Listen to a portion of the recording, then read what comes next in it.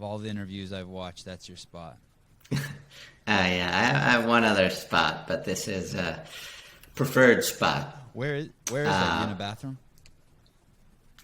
Does it look like that? That's unfortunate that it looks like that. I'm picturing a craftsman-style house. That's the window. Your neighbor lives too close to you, so every time you sit on the toilet and that screen's open, you can look over into their house. But that's just my imagination running wild. Yeah, it actually would be pretty funny if I did it in the bathroom. I'm tempted to try it one of these days. But let me ask you one important question. Is it possible for me to not see myself when I talk? That is a great question. You could put a piece of duct tape on your screen. I don't know what the long-term effects would be on your computer. I don't know how to do that. That's a great question. But I see there's this plus button. Can I click this plus button? Go for it. Oh, yeah. That just made me. So now you've started with the you've already opened up a bag of worms. Why you don't want to look at yourself? Well, no, my daughter pointed out that whenever I see myself, I make my mirror face. I always tease that's a problem. I tease my wife about her mirror face too. She does this thing with her lips. Yeah, that's what I do too. Oh, crazy! I can't not do it. I've tried. I'm like, "What's up, baby? You need a kiss? Who you kissing?" Yeah. Sam, do you like this? What do you mean? Just this podcast and interviews, and do you like doing this? Do you like? I guess you could say promoting your book. I like podcasts. I don't like, I tweet about myself all the time now, and I feel like a total narcissistic prick. So I don't like that. But I do. I like talking to people. It's a hard transition. About a year and a half ago, I started talking to my Instagram. Do you do Instagram? I couldn't find you on Instagram. Yeah, I just joined. Well, I technically joined a while ago, but I just posted for the first time a few days ago. And I started talking, and it's really, one, because I don't like the way I look. I don't find myself attractive. So I always just go to this place, not in a bad way, like I'm okay with that. But then I'm always like, well, if I don't like the way I look, why would anyone else want to look at me? But then I just had to get over that hump. I'm just like, okay, I just have to share this, and I think it adds value to people's lives, and it worked out okay. No one's ever DM'd me, hey, you're ugly as shit. Just talk, point your camera at the flowers and just talk. Yeah. See, my problem is I only like the way I look if I'm making my mirror face. Otherwise, I find myself like horrendous. So if I see you do that, I'm going to lean into my camera and give you a kiss. So watch out. All right. Am I too dark? Speaking of appearances. No, I would actually say you need more sun. You look like you haven't been in the sun in a while. No, I do have. I have another light I can put on here if you think I need it. No, but I was. It's funny you say that because I was actually thinking as I was watching your other interviews, I was like, oh, this guy needs a beauty light. Like I have this light I got on Amazon for like $99, and it's a circle light, and it's supposed to make me attractive. Yeah, I do. I have a small $15 version that I can turn on if you think it would help. You look fantastic. Cool. A friend of mine named Emily Kaplan reached out to me and said, hey, you should check out this book, Ravenous, and if you like it, I can get you an interview with the author. And Emily's really smart, and I know the people she rolls with are smart. And do you know her? Does that name ring a bell? Yeah. She's been helping me sort of get word out about the book. So, okay. I haven't met her in person, but I'm a big fan. And her husband's like smart times two. So when she said that, I was like, okay, but I was scared to death because I like what is she gonna do? Bring Thomas Seyfried on here, and he's gonna say a bunch of shit, and I'm gonna be like, huh? So, but I am 16 chapters into Ravenous. I listened to it on audiobook. That is the book that you wrote. It is. It's riveting. Like it's the kind of book where every time I'm listening to an audiobook, and I drive a van for a living with 3 little boys in the back from event to event to event, and they're my boys, and anytime someone talks, I pause it, and then I hit the button on the Apple audiobook to rewind it 15 seconds. And I don't know how you are with compliments, but it is one of the greatest books that I've ever read. I am hugely into biographies. I don't know if you would call it a biography. Is it a biography? Well, first I just want to say thank you. I mean, that's tremendously flattering. I really appreciate that. I don't know if I'm good with compliments, but I appreciate them.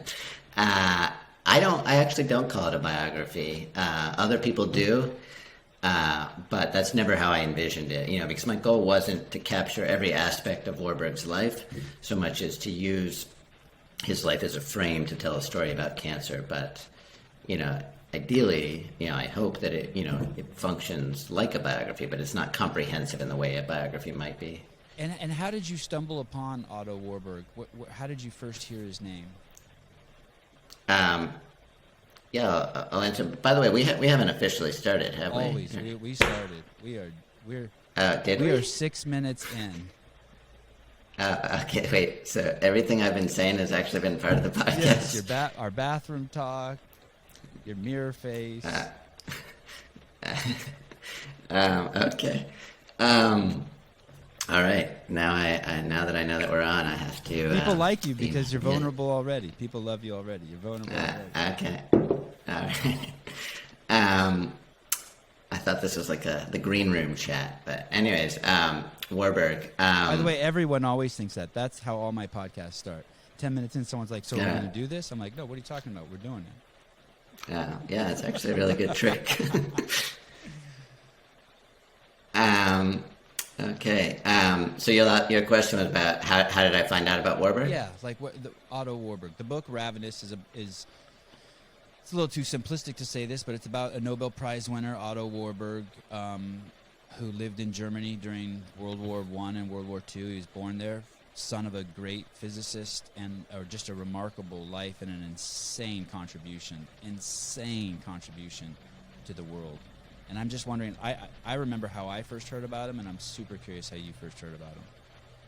Yeah, I'm actually curious about how you heard about him as well. But I'd been interested in metabolism, really. I'd read stuff by Gary Taubes and others, and became interested in diet and carb, sugar, metabolism, insulin, the whole story that I'm sure you know well, and a lot of your listeners probably do. But, I had never really thought about cancer as being a part of that sort of cluster of metabolic diseases. So it just sort of piqued my curiosity. And then, I saw in one article a mention of Warburg. It's just one sentence, and I Googled him and started to read about his story and, about his experience in Nazi Germany. And, my first book was actually about a wandering shepherd who goes through the Austrian countryside singing Yiddish folk songs, and it's all about sort of Austria's story after the war.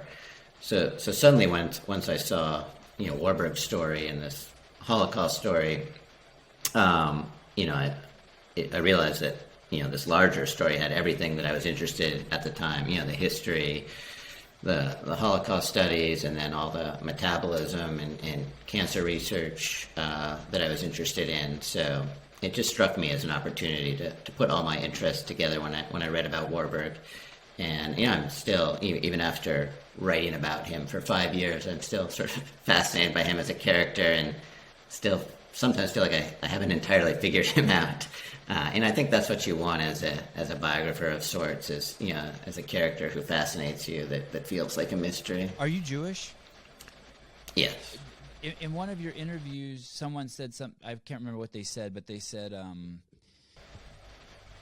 the conversation went somewhere about how you were struggling with the fact because you didn't want to say anything positive about Hitler just because of he's not a good guy. Does this ring a bell? But I want to tell you, in the book, I saw no bias.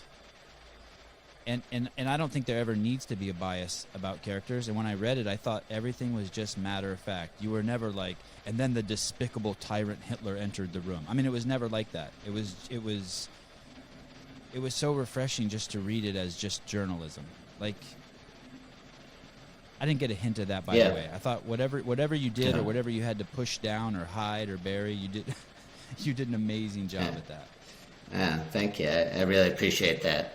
Yeah, I think I think what you're referring to, if I remember correctly, I said that because I'm just so fundamentally, as I hope everybody is, just repulsed by every aspect of Nazism. To say that Nazi Germany made progress in the context of cancer science is just makes me uncomfortable to say anything of that nature. But it is true that there were important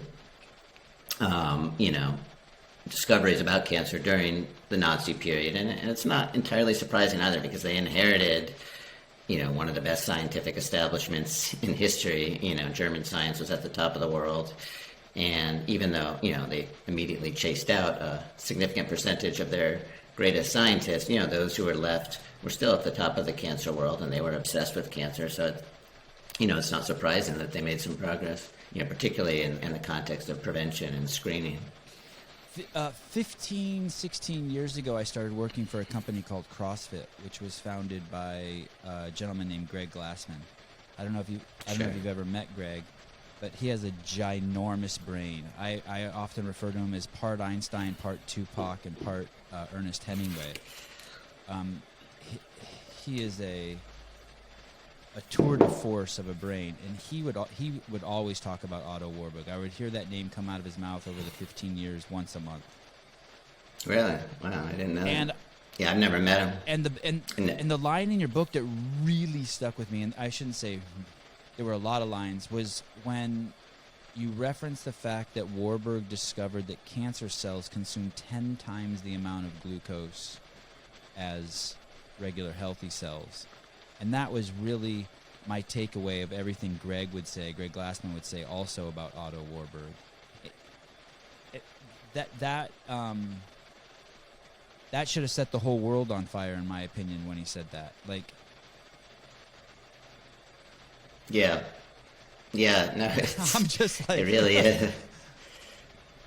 Yeah, really, I mean, he first discovered this in 1923. So, initially, first, there's always that period after a big discovery where, people have to confirm that it's true. And, it took some years, but eventually, it really did, I wouldn't say set the world on fire, but it was understood to be kind of a big, important discovery. And there were a lot of people interested in cancer metabolism. So, to me, kind of the most amazing part is, even though it was acknowledged, after the war, it was, completely forgotten about, to the point that, it's not even in cancer textbooks and famous books about cancer and the hallmarks of cancer is this famous paper, which sort of comes out in 2000, metabolism. They later did a revised edition, like 10 years later, and acknowledged Warburg. But, just completely disappears, but at the same time, this new diagnostic technique emerges, the PET scan, where what it does is just, it finds cancer in the body by just looking at where in your body you're taking up extra glucose. So it's just, just this incredibly fundamental thing about cancer. And yet it just absolutely disappeared for decades. And, there were a few, scientists here, scientists there that remained interested, but almost no one. And then it really didn't, start to come back until the late 90s. For everyone who's listening to this, I'd say most of the people who listen to my podcast are obsessed with fitness or movement. Mm-hmm. They're either involved in it or they like watching it, and they take their health as a premium. This book is kind of like... It reminds me of the movie, sorry to compare it to this, there was a movie called Little Buddha with Keanu Reeves many, many, many years ago. I don't know if you saw it, but they weave two stories at the same time. They weave the story of looking for the modern day Buddha, the reincarnation of the Buddha, but then at the same time as the movie's going, they're telling the history of Buddha. And so there's at least 2, maybe 10 stories in your book being told simultaneously. And it reads the whole time, although you're learning all of this stuff that's very powerful. I think if you're a parent and you haven't read this book, that's a huge mistake. I think there's tons of things you need to know in there that will make you able to raise your kid better than how you were raised. And that's my bias, because I raise kids like 24/7. That's like my passion, my 3 little boys. But there's also sort of this super intense pressure. It's not super intense, but there's tension in the book, because the whole time you're just wondering, is Otto Warburg going to get killed? When is Hitler going to come for him? And you do a good job of balancing the two, telling the story of the setting that he's living in, basically avoiding getting snuffed out by these Nazis, but then also at the same time being singularly focused on pushing forward with his research. And a lot of people get focused on his arrogance and things like that. None of that stuff really bothered me or was like a focus of mine, because I just think great people, like, if you're not a great person, you just don't understand great people. Like, they're not normal. They did, like Elon, right? Elon Musk. I can't imagine Jeff Bezos is normal. Like, you don't. The first guy who climbed Mount Everest isn't normal. Yeah. I would even go further than that to say that, or I guess this is what you mean maybe, but you have you don't necessarily have to have that personality to do incredible things, but it certainly helps.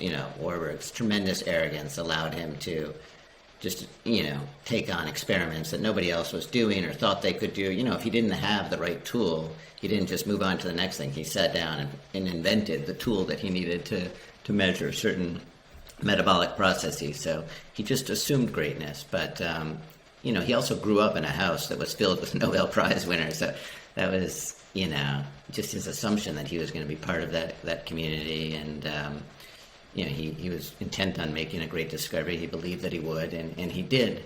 But I do think that his narcissism, particularly after the war, undermined him a bit, and that's part of the reason for his downfall is just that he started making more and more extreme statements. I think part of it was sort of post-traumatic stress after the war, and he was getting older, and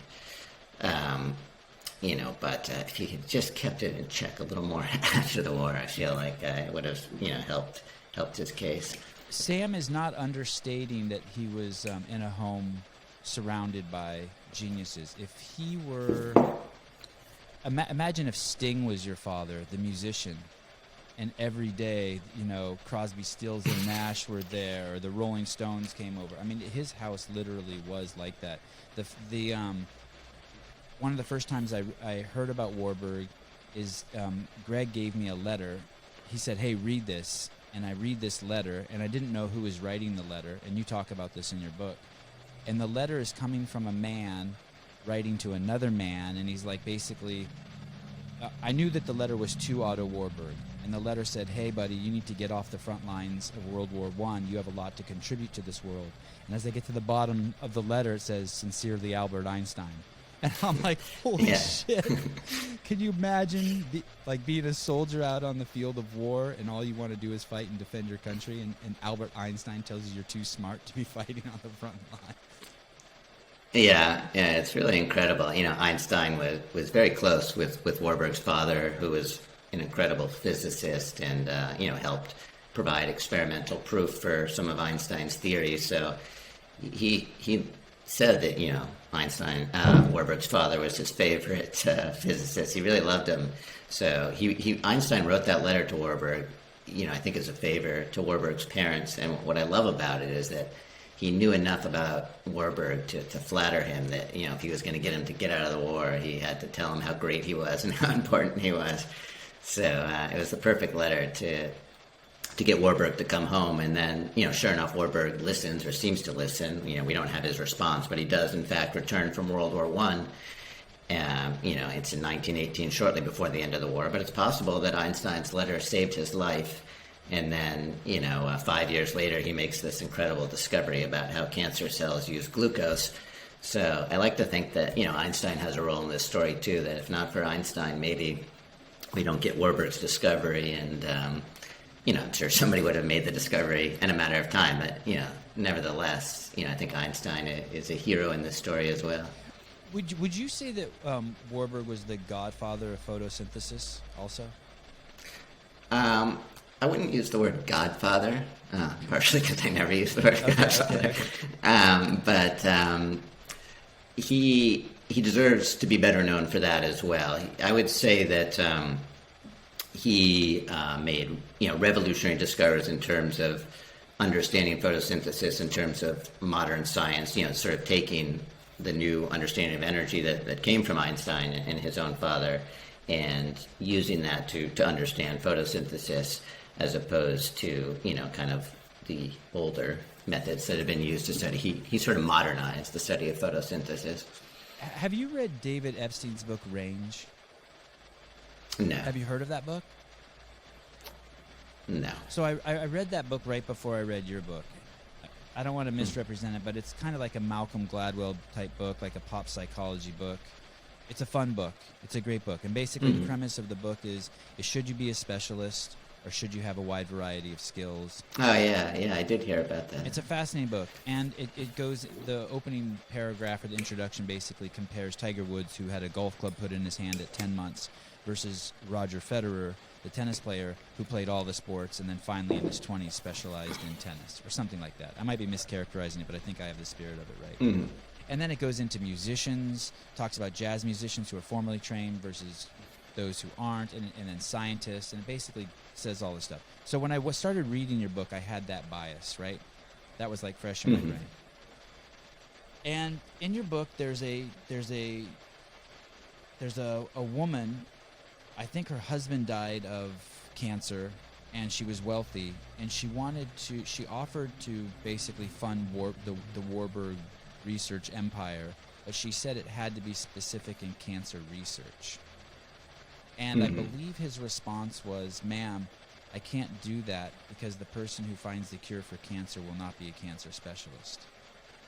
And then just now you said something interesting to me about how he was innovative. If he needed the tool to measure something and that tool didn't exist, he would also just start focusing on creating the tool. Right. Does any of that resonate with you, that hey, it was really his broad scope of understanding the world and his access to all of these other scientists? Oh, the book also goes into the detail about how Nobel Prize winners, they're different than other scientists. Like the vast majority of them spend half their time doing their science and the other half playing music or painting, or they're not one-trick ponies. They have two or three things that seem disconnected that they're crazy passionate about. Yeah.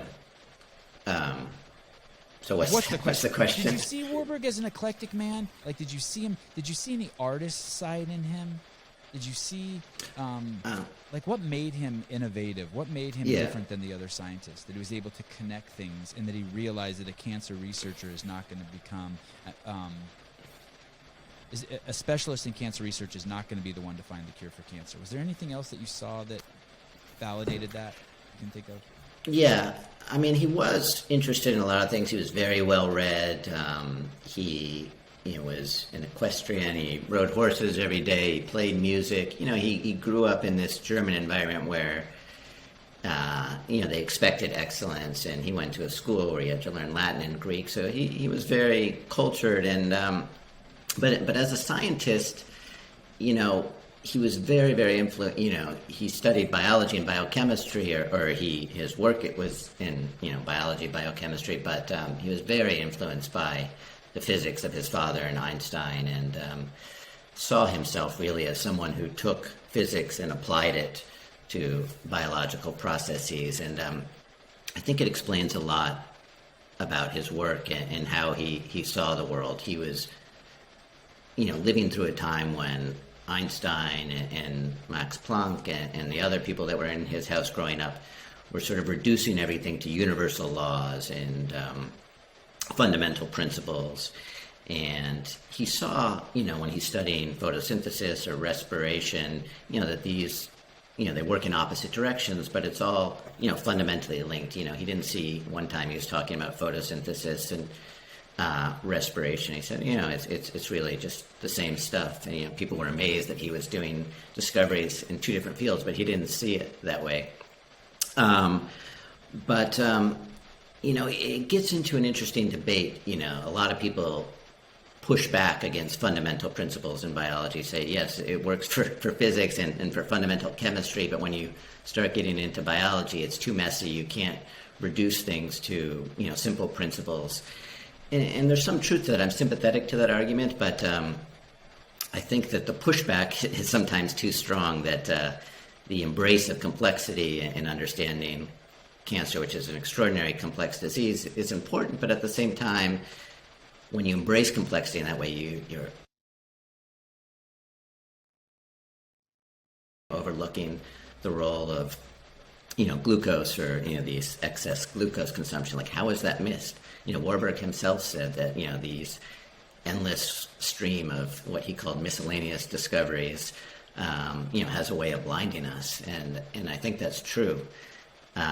So finding the right balance is important, but I think, maybe I veered a bit from your initial question, but I think, I think what really made him unique as a thinker is always thinking in terms of physics. He also, just being a narcissistic jerk, like later in his life when he was being introduced to biochemists, one guy, a mutual friend, was introducing him to a biochemist, but he had to introduce the biochemist as a physicist because he thought Warburg wouldn't talk to the guy if he told him he was a biochemist. This is a weird question. Is he your friend? Is Warburg my friend? I mean, I know he's dead, but I hear you call him a narcissistic jerk with a smile, the way maybe like my wife might call me a narcissistic jerk. But you've spent so much time with him. Yeah. You've invested so much into him. Yeah, I wanted him to be my friend. I think he was my friend at the start of the process. By the end of it, it was tough.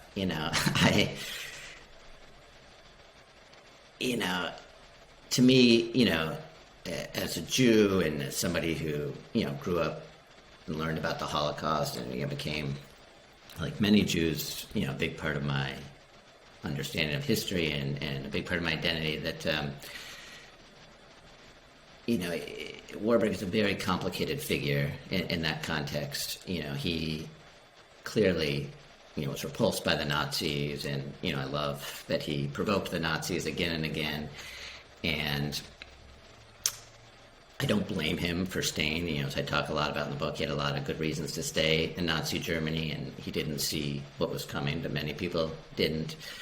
But, I just kept looking for one moment where he would speak out publicly and, just denounce what was happening to the Jewish people. And privately, he said a lot of things and he was outraged. But, it's easy for me to say, if I had been trapped in Nazi Germany, I don't know if would have been brave enough to do more. So it's hard to judge from history, but I just never got the sense that he was able to escape his narcissism. Like, I never got the sense that he really felt the horror of what happened, even, after the war, when he would have been able to understand it. Shortly after the war, he just kind of moved on, and like many Germans, just tried to kind of sweep it away. And so, I struggle with it. But, what, in a way, I felt like I had to forgive him for some of his, behavior, for being so narcissistic. And the way that I was able to do that, I think, is because, a lot of people, the scientists who did seem more honorable and decent, like Hans Krebs and David Nachmanson and some of these other Jewish guys, they continued to really like Warburg after the war and to be his friend. So I thought, if they could put up with him, I can too. But I just wish that, he had been at least a little bit more of a champion for the Jewish people. But he, it's just not how he was wired. And, he had a Jewish father, but he didn't grow up Jewish, so he didn't see it as part of his identity. For many German Jews, and particularly like a half-Jew like Warburg, the real shock was like they're persecuting us. We're not even Jewish. He didn't see it that way. So, I wanted things from him that maybe I couldn't rightfully expect of him. But, there were other scientists like Fritz Haber who, they told him to fire all his Jewish employees, and he's like, all right, I'm out of here, and he leaves. Warburg was just kind of willing to kind of look the other way as long as they didn't interfere with him too much. So that was my struggle. But the narcissism doesn't bother me that much because, I kind of find it amusing. Me too. And as you said that, it's part of his greatness. There's no escaping that. Has anyone talked to you about making this into a movie? No, I hope that will happen, but waiting by the phone. No one's called yet. I mean, it's a great movie. It's a Thanks. Yeah, it's an amazing movie. I mean, if it was made 20 years ago, I could see Ben Kingsley playing him, or it needs someone who can do the whole thing. But man, it should definitely be a movie. Yeah, that'd be nice. I wonder if you see this parallel, and maybe you're going to be like, "Of course I see it," or I don't know how you're going to react to this one. I see it as whatever the year was, 1923. That this guy, I'm going to really simplify this. This guy sees that sugar is the cause of all cancer, at least as I read it. That's just my interpretation, and I'm okay if I'm wrong, but I'm still going to stick with it. He sees sugar as the cause of all the maladies going on. I know your book talks about the other things that they were concerned about, like chemicals and tar and all the things popping up on the scene. And here we are in 2021. And I'll go back a little bit. So when I first started working for CrossFit, 15 years ago, Greg was always saying, hey, we are just about to go into a tsunami of chronic disease, and it's all caused by sugar. And even 15 years ago, he would say dementia and Alzheimer's is type 3 diabetes. He basically had everything pinned on added sugar, refined carbohydrates and added sugar. He would tell us nonstop that. CrossFit preached that from the mountaintops. And if people would have listened to him, no one would even know that we would have never had this, what I call the so-called pandemic. If we had a society that wasn't obese, we would have no idea that this was even here. This would just be nothing. It would, in my opinion, this would be just something that came and went. It wouldn't have. And when I read your book, I'm like, it's identical. It's identical to what happened in the world in the 20s. That basically people were eating like shit. A sickness started growing. And I think today, 600,000 people a year die of cancer just in the United States. Does that number sound right? Yeah, around 600,000. And I don't want to say every single one of them is caused by cancer, but there were some fascinating, I think it was in your book, some fascinating statistics on mice in like chapter 14 or 15, where basically, I don't know if I have the numbers right, but you feed 50 mice regular food and then 50 mice regular food plus as much sugar as they want. And the discrepancies in who gets cancer and who doesn't is like, I'm sold. Yeah. Do you see the parallel of your book? I guess I'm avoiding the politics of it because I don't know your politics.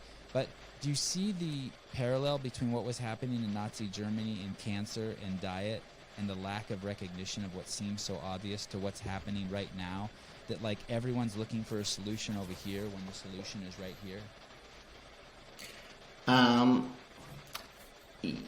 When you say what's happening right now, are you talking about like pandemic related stuff? Yes, so people are trying to put masks on, people are trying to do lockdowns and quarantines, people are trying to look for a medical intervention like vaccines. When, hey, if you like, you can go to the CDC website and see that 95% of the people who have died are 78 years or older with 4 or more comorbidities, and the other 5% there's no data on. So I'm just going to say 100%, right? And and then you start looking at what the comorbidities are, and they're all dietary related. 99% of them are, something that occurred because you ate too many calories, probably too much refined carbohydrate, sugar, and so. But no one's addressing that. When I say no one, it just doesn't get any. I've never, like when Trump got COVID, I didn't see him say, "Okay, I'm going to go on a diet and lose 60 pounds," or we're spending trillions of dollars on a vaccine, and I don't hear Biden saying free steak and broccoli for everybody. You know what I mean? Like, I feel like this. Boris Johnson. I was going to say Boris Johnson actually did do that. He did? Okay, good he on actually him. said, good on him. Yeah. I'm just struggling, and I'm struggling with the fact that this, like, as I'm reading your book, and then the laws that were in place, and sort of the segregation that was sprouting up in Germany, and just I just see, like, politically, scientifically, financially, I just see this. As I read your book, I'm like, holy shit, this is the whole thing happening all over again. Yeah, blaming it on class, blaming it on, but everything except for what it really is. Hey, just change what you shove in your mouth. Yeah, well, I guess there's two pieces to what you're saying. I certainly agree with the part that that metabolism, that being metabolically unhealthy is a huge risk factor for COVID, and it's an obvious one, and it's outrageous that we're not talking about it more. The second part of what you're saying, if I understood correctly, is making analogies between now and what's going on in Germany in the 30s. That I don't think I'm on board with. It just makes me uncomfortable to make any analogies to Nazi Germany. For sure, but me too. Yeah, so I wouldn't say that I'm on board with that. But the metabolism part of it, does just, really from the beginning, I started following the research on, who was actually having the worst outcomes from COVID. It was very obvious that it was people who were metabolically unhealthy, and even now it's almost never talked about. So, I think it's a huge part of the story that needs to be discussed more. And people fixated on the correlates. The correlates like being age, or skin color, or race. Like these are. I feel like these are just distractions from like, hey, save the rhetoric or the correlates for after this is all done. But like if you're saying old people are dying at a higher rate, then you also have to acknowledge the fact that they've also been practicing, and they don't do this, they've also been practicing poor lifestyle choices for a longer time. Yeah. Go ahead. Yeah, you see this in the cancer world all the time, too. There's all this discussion of disparities in cancer outcomes in different minority groups, and it's a hugely important topic, but then you look at the conversation, and they're often not talking about metabolic health, which is, the obvious sort of signal here is that, often people who are less privileged and have a poor diet and have poor metabolic health, and that could explain away so much of the disparities, whereas, people are talking about all these different aspects of urban life when the biggest factor, the metabolism, is right there. I imagine it is like you and I are standing on a railroad track, and there's a train coming, and I'm Armenian, by the way, and the driver is the driver of the train is yelling racial slurs at me for being Armenian, and I turn to you and I say, I can't believe this driver is yelling racial slurs, and I start getting really fixated on that. Meanwhile, you stepped off the track and you're saying to me, hey, Sevan, why don't you step off the track, we'll let him pass, and then we'll talk about it. And I feel like I'm so fixated on the guy yelling, the conductor, that I just get run over by the train. And it's just hard. It's hard to watch. It's hard to watch. And I was fortunate enough to be around CrossFit where, I knew the tsunami was coming. It took me 15, by the way, I don't eat added sugar or refined carbohydrates. I finally made the leap about a year and a half ago. Have you ever heard of a diet called the Carnivore Diet? Yeah. So I basically used that diet for a month to put myself into ketosis. And as soon as I went into ketosis, my sugar cravings went away, and I started craving fat. And then I started reintroducing vegetables again, and I made the leap. It was crazy. Yeah. Yeah, it was amazing. Yeah. Yeah, no, I'm pretty, maybe not as strict as you, but I'm pretty low carb myself, and certainly rarely have added sugars unless my kids are literally shoving them into my mouth because they're so annoyed with me. You look lean and mean, Sam Apple. Sam, where were you born? Houston, Texas. And how old are you? 45. Boy, you look young. And your dad was a writer. Yeah, still is. Sorry, still is. Yeah, great writer. I don't like to tout my own books, but I will happily tout his. He's a great American writer. So you, Max Apple. And so you're born in Houston, Texas, and where is home now? Philadelphia suburbs. And what do you do? What's your day job? I teach science writing at Johns Hopkins. Well, science writing and sort of general fiction and nonfiction writing. I'm teach both, but I'm mostly involved in the science writing program at Johns Hopkins. It's a master's program. Highly recommend it to anybody out there who's interested in becoming a science writer. And how long have you been doing that? I've been doing that for about a year. Prior to that, I was teaching at the University of Pennsylvania, and I still do freelance writing, and the book, of course, was a big part of my work over the past 5 years. I want to tell you, so I didn't read this book. I listened to the audiobook. but I bought it so that I almost forgot to show it, so that I could show it off on the podcast. And my mom came over to the house the other day, and I won't shut up talking about it. So she's like, hey, can I borrow that? I'm like, of course, as soon as I use it as a prop on the podcast. And to be honest, like I said, I think I was on chapter 16. And how many chapters are in the book? I think 22. Oh, okay, damn. I was hoping you were going to say like 18. I could say I was closer to the end. Sorry. It's funny, you haven't even gotten to all the metabolism sugar stuff. That all comes at the end. Last night I went and read the reviews on Amazon. And when I say the reviews, I always just read the bad ones. And it has mostly 5-star reviews. And it's so funny because I went to the 2-star review. There's one 2-star review. And it's like, like when people give something a 1-star review because it showed up broken, and you're like, yo, that's not reviewing the product. Yeah.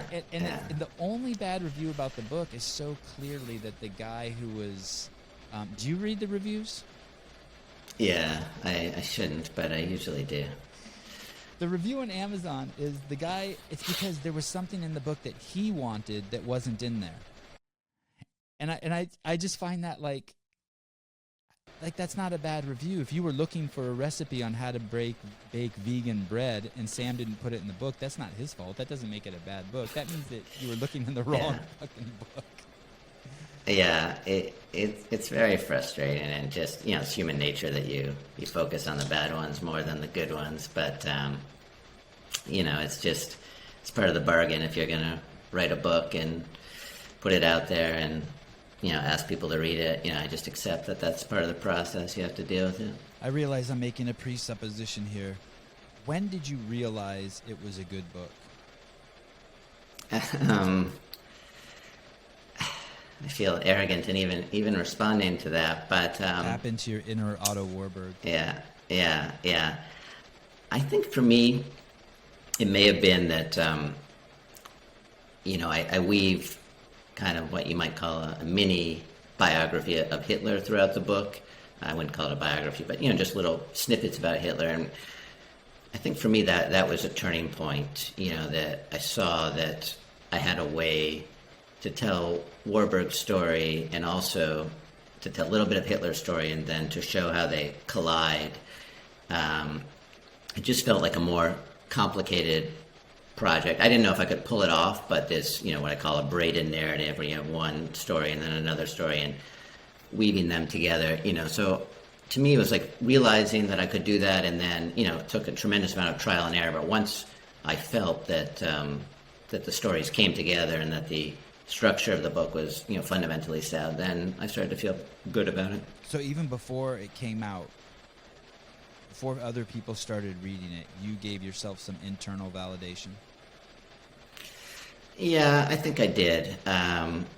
You have to be a little bit of a narcissist to be an author, I think, and you have to, trust your instincts. But, certainly was always accompanied by a lot of doubt, like horrible periods of intense doubt that, never fully goes away. But, after I finally started to get, some responses to people I showed it to at the end of the process, and they really liked it, then I started to feel more confident. It's always tricky because that your friends aren't going to tell you it's a terrible book, and you look for like the little signs of whether or not they really mean it. But I've had enough people say it that I feel good about it.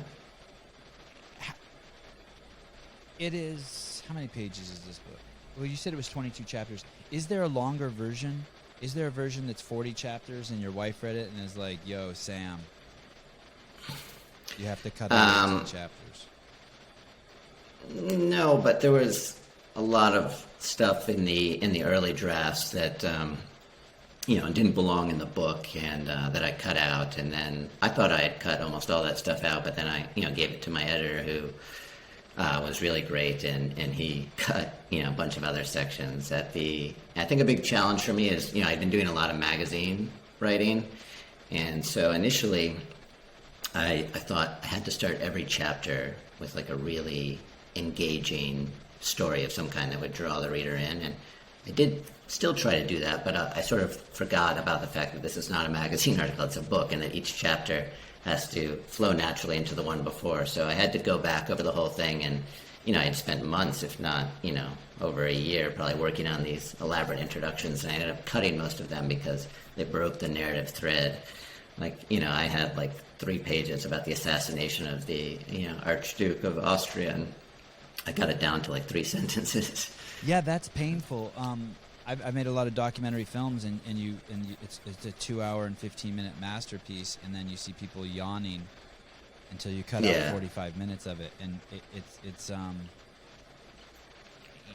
another analogy might be in the garden. You plant 3 fruit trees really close to each other, and they're your 3 favorite trees, but 6 years later, the one in the middle has to go, or else it's going to kill all of them. Yeah. And it's just like, oh shit, how am I going to do that?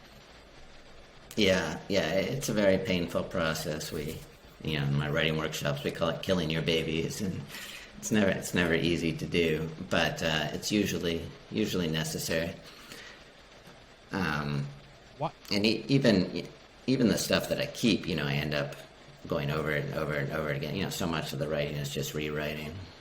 Why did you become a writer? Was it because your dad was a writer? I think that I don't think it was because of that, but that made me realize that it was a possibility.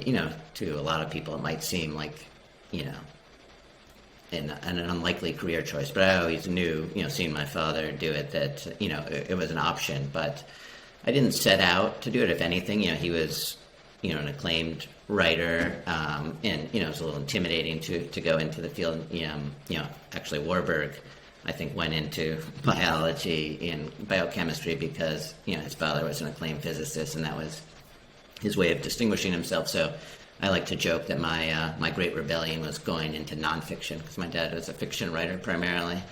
But really it was because I got to college, and I started getting good feedback on the papers that I wrote, and I took a creative writing class and got good feedback, and feedback felt good, and I wasn't especially great at anything else, so I went with it.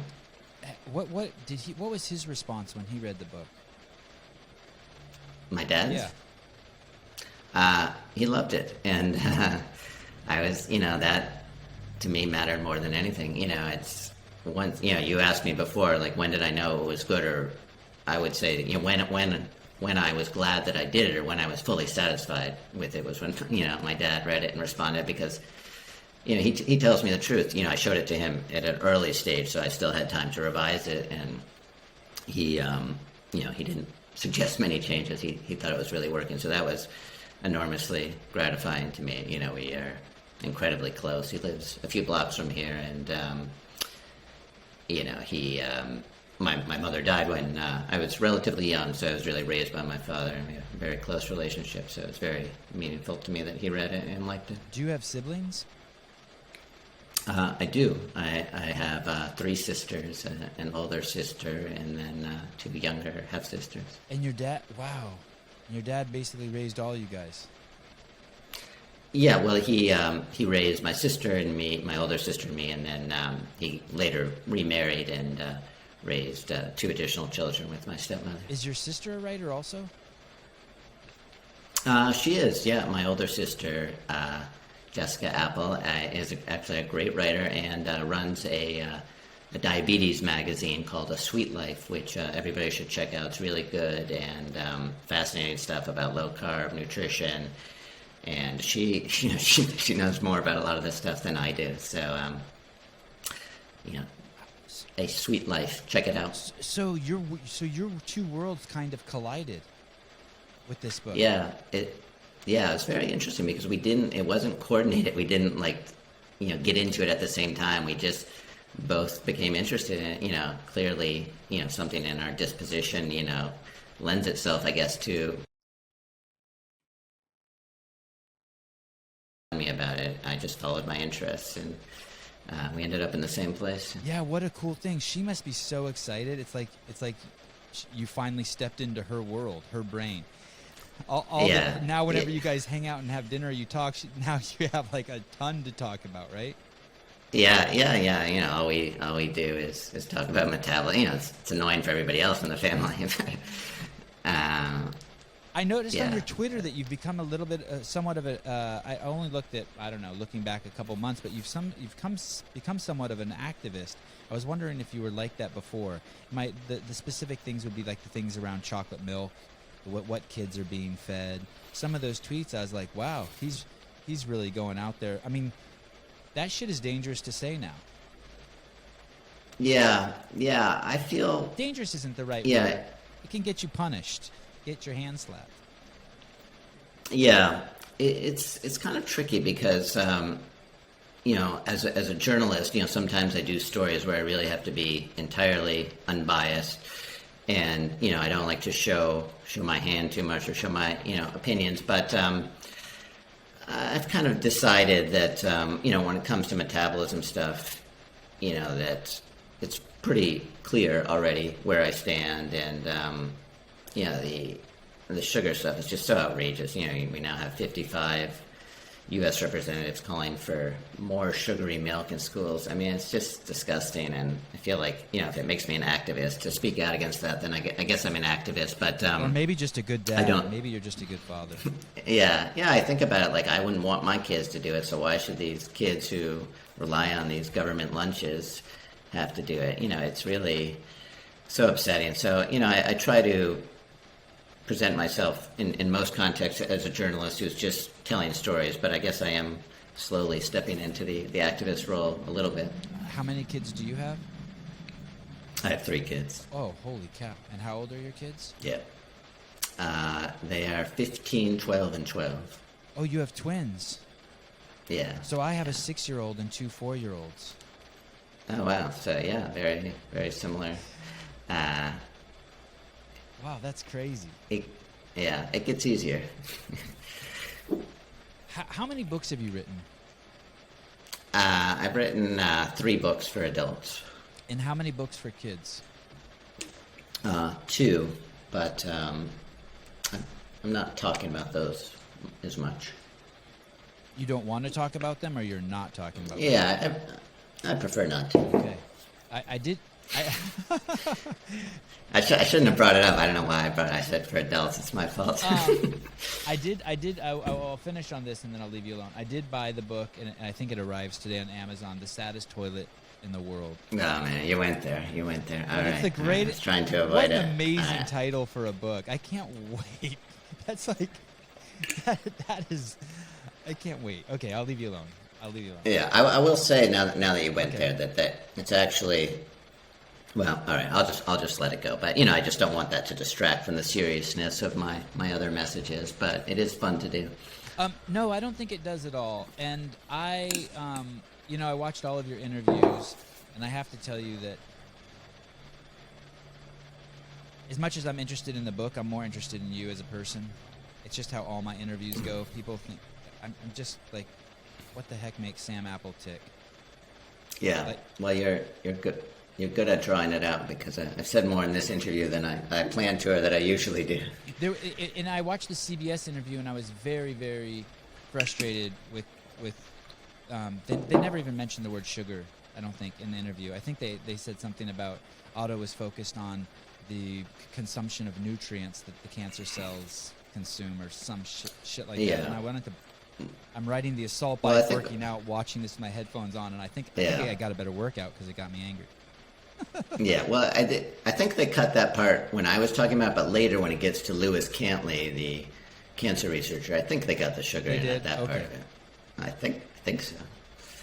When you have you met Thomas Seyfried and Gary Taubes and all these guys? And yeah, Taubes I know quite well. Seyfried I just interviewed once. Okay, and did you look at his book, Cancer as a Metabolic Disease? Yes. Like, so do you pick that up, open? I mean, it's like a paperweight. It's huge. Do you open that up and try to actually read that? Yes, but you know, it's a struggle for me as well. You know, certainly when I was first getting into this topic, it was a big struggle for me. But over the years, as I learned more and more of the science and the jargon, then it became easier. But I'm a journalist, not a scientist, and I still, spend a lot of time struggling with scientific papers like the rest of us. How long did it take you to write this book, Ravenous? 5 years. Wow. And how many times do you think that it died in those 5 years? That it didn't make it to the finish line? That it didn't make it to this? Do you mean like how many times did I have moments of profound doubt that I wouldn't be able to finish? Is that? Yeah, like did you ever set it down for a month and then we're like, oh my goodness, how am I going to start this up again? Yeah, I would say there were, 3 or 4 times, there's always a little bit of doubt, but there were, a few, 3 or 4 maybe, minor panic attacks, you might call it, where like, fuck, I don't understand this, or it's not coming together. Sorry, am I allowed to curse? All you want. It only makes me look better, because that's like my biggest criticism from people who listen. Hey, dude, easy on the F-bombs. Yeah, okay. So I like it when you do it. All right. So there were those moments where I thought, or I feel like I had a full handle on the science, and then a new paper would come out which would, put the science into a different perspective, and so there were panic attacks where I felt like it died. Interestingly, one of the moments where I really started to get panicked was, I had written this whole end of the book. I guess you haven't gotten to that part yet, but where I talk about sugar causing cancer by way of its effect on insulin, and elevated insulin actually being the key factor. But then, as I was writing the book, some new research came to my attention about sugar actually causing some cancers directly without the influence of insulin. So even though in a way it supported my case against sugar, it was like a different mechanism which I had to sort of wrestle with, and raise some questions about my whole hypothesis. But I think that after doing more interviews and more research, I think it all holds together. But it just showed that the science is always evolving, and at some point I just had to accept that no matter what I write, there's going to be a new paper next month which is going to raise questions about it. So it's kind of a snapshot of where the science is now, is how I try to think about it. I'm not a journalist. I'm more of just like a big mouth. But when one of my fallbacks arguments is like, hey, maybe I'm wrong. Maybe you can eat sugar and you can eat refined carbohydrates, but what I'm saying won't hurt you. So like, I know as a journalist you want to have that integrity and get everything spot on, but the truth is that, like you said, like anything you're saying in there, it's not going to hurt anyone. You're not telling people, hey, running across the freeway as a pastime is a great pastime. Yeah, and that's, I agree with that, and that's also partially why, in the end, I focused on prevention rather than, some people talk to me about or read the book expecting it to be like talking about how you can use the ketogenic diet to treat cancer. I think there's a lot of exciting stuff coming out around that, and I'm optimistic, but I didn't want to go too far in that direction, because the science is just too early, and you could get harmed if if it's the wrong kind of cancer, you do it incorrectly. So I really focused on prevention for that reason. Awesome. How do you manage a wife and 3 kids? Were you working on more than one book simultaneously? Did you publish any other books, or were you working on any other books when you wrote Ravenous? Just the children's books, but nothing else. Okay, so simultaneously. I also worked on magazine features and stuff, but no other like serious books. And so you're working on a bunch of different projects, and then you're also a professor, and you're also a husband, and then you're also a son, and then you also have 3 kids. How? I don't get how that works. Well, yeah, it's funny that you say that, because I always have that how question when I see all these doctors writing books. Like, how the hell are they doing that? They're working full time, and I was when I wrote Ravenous, I was only teaching part time at Penn. Now I'm teaching full time at Johns Hopkins, so that made a big difference. But beyond that, it's just drinking tremendous amounts of coffee and really having a deadline. It's some writers just sit down and write their books and then turn it over to the publisher. I had a deadline and I had to get it done. So that helped a lot. Without that, I don't know that I would have finished. And it did take me 5 years. So it wasn't like I was burning through it. Did you have any mourning when it was done, or was it all adulation and like, was it like giving birth to a baby, or like thank God, or were you like I actually enjoyed being pregnant?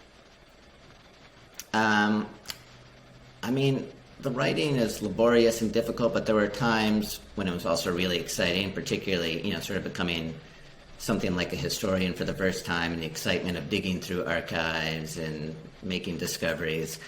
So I missed some of that, but I wouldn't say that I mourned it. I think when I sort of dabble in fiction, and I get more of that feeling when I finish a fictional story where I sort of kind of become obsessed with an imaginary world or a character, and then I finish and I kind of miss it a little bit.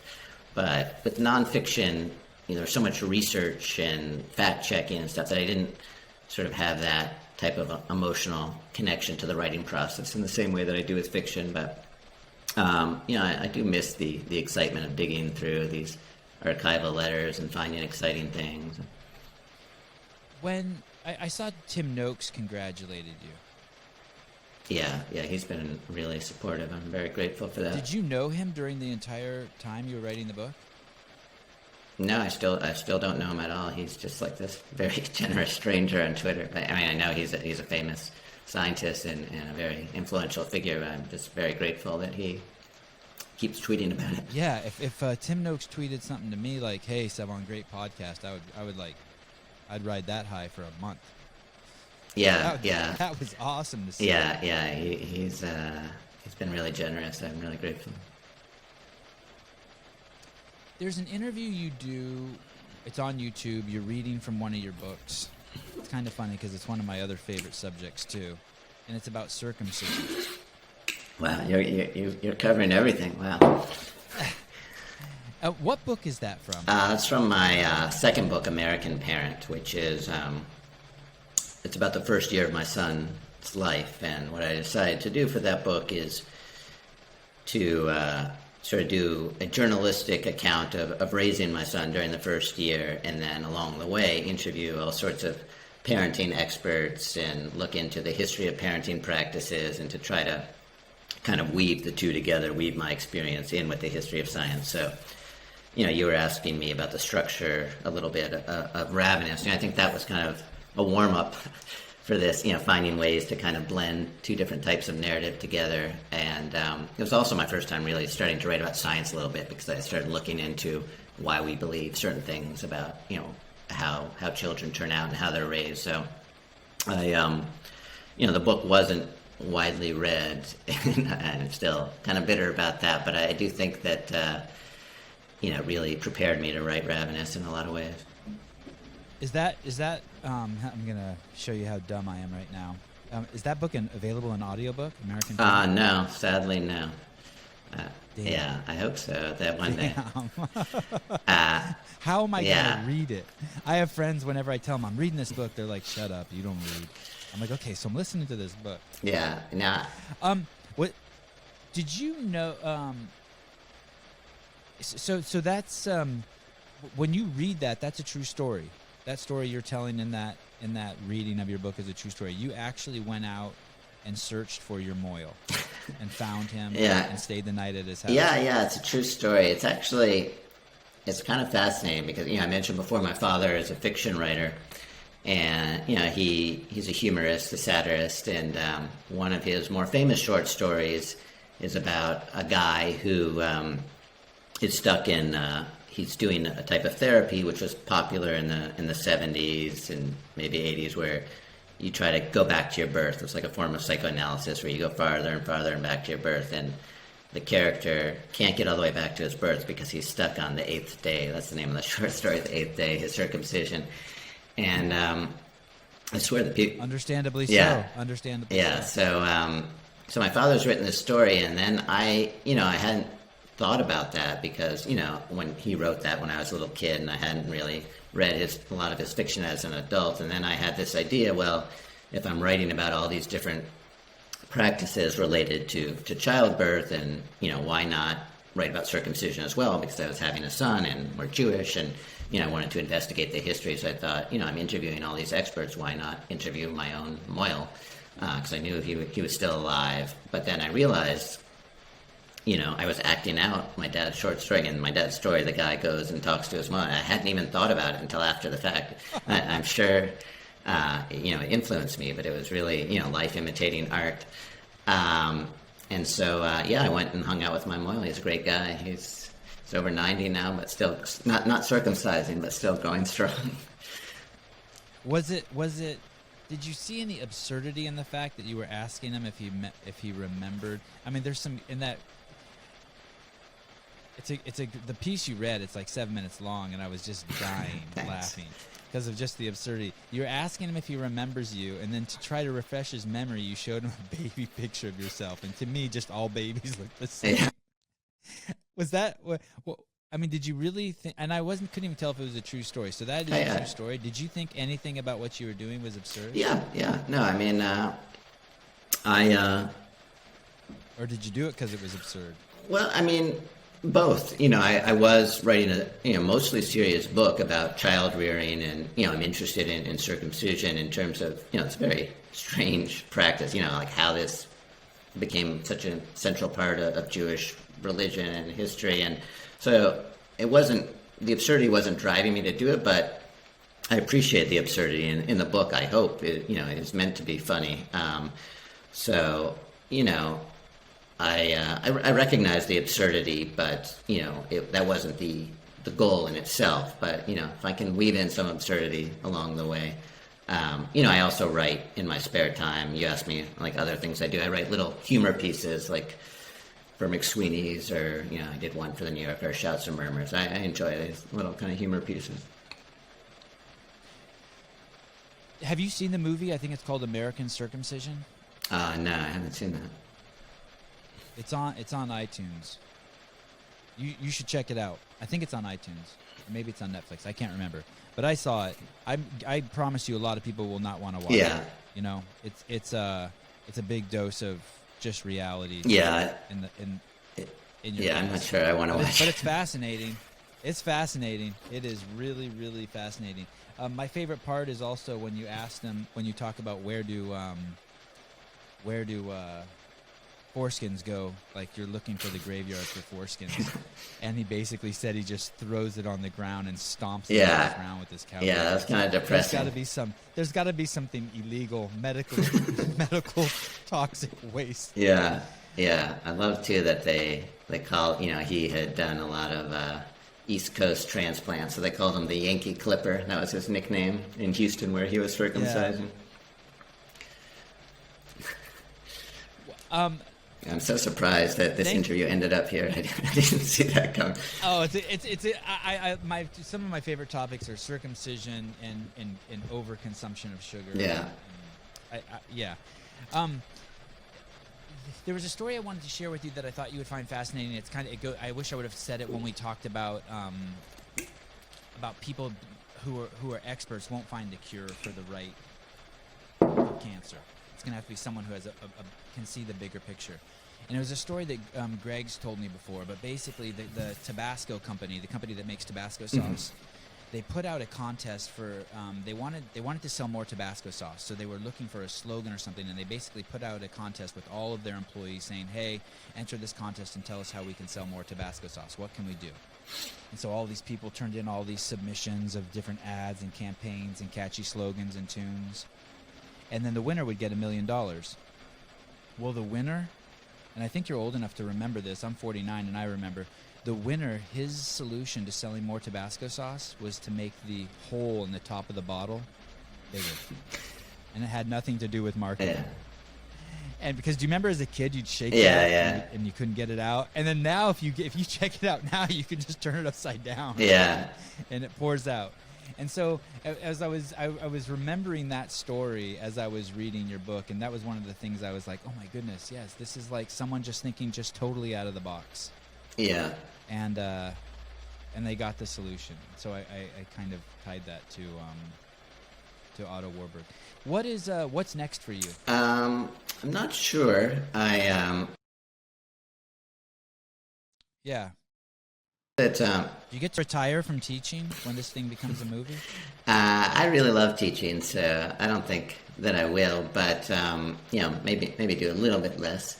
But I might. I feel like I need a little bit of a break. This was just a really intense process.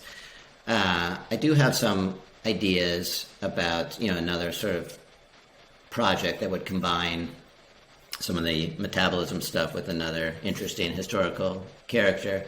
But I might take a little break to work on fiction as well. I've had a few novels that I've never had a chance to finish, so I might sit down with one of those. I'll have to see. Ravenous, it came out on May 25th. I didn't realize how recent it was, by the way. Yeah, it's just a little more than a month. And the audiobook came out at the same time? Yeah. I can't recommend it enough. Thank you. You have great reviews from Jason Fung, Gary Taubes, Tim Noakes, all rock stars, Emily Kaplan.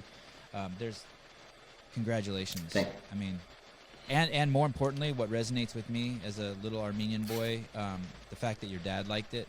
There's nothing that makes me more happy than making my mom proud. Yeah. I'm in the exact same. My dad doesn't even know what I do, but I mean, he's a great guy, but just has no clue. Yeah. But my mom is my rock. Yeah. So, well, and thanks for your time. Yeah, no, thank you. This was a lot of fun. I really appreciate it, and appreciate your kind words on the book. Sure. All right. Take care.